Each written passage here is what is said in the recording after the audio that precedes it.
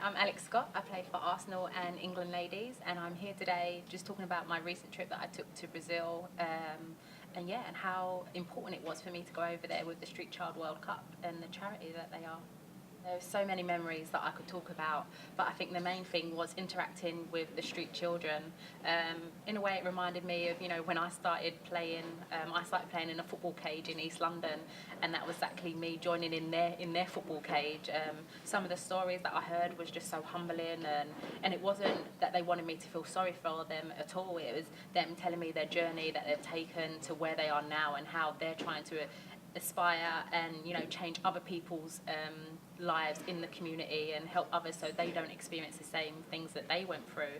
And I just think the whole trip for me was an eye-opener, and something that I would just never forget. I think to encourage more women's football, I think the media side would help if you put it in people's faces, that there's games on TV, it's professional now, and people have role models that they can aspire to be like in women's football, which is great.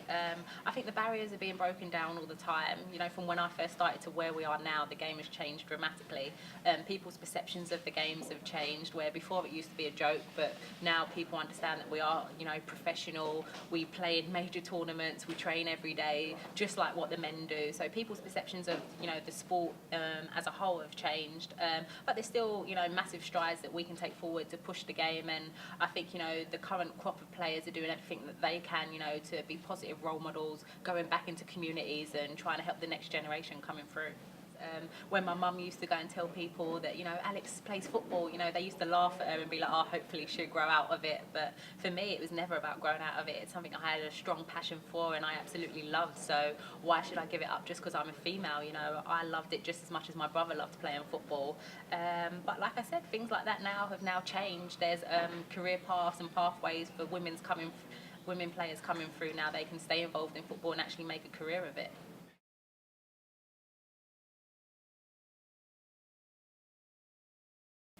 I think we're lucky enough, that we have such loyal fans that travel all around the world to us.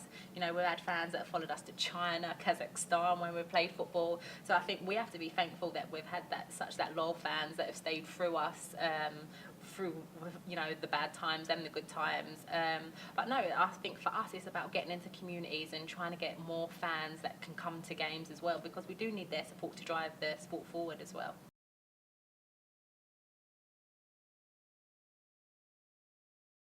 I don't know. I find it hard. We don't really compare ourselves with the men's game and what they do and what we do. I don't think we kind of get into all that. We appreciate them as footballers, and we hope that we have their support. They offer support via Twitter, or Arsene Wenger sends messages for us of good luck when we're in cup finals, that sort of thing. And now at this day and age, there's more interaction going on with the England men's team and the women's team. So I think we are breaking down them barriers, and we're getting there.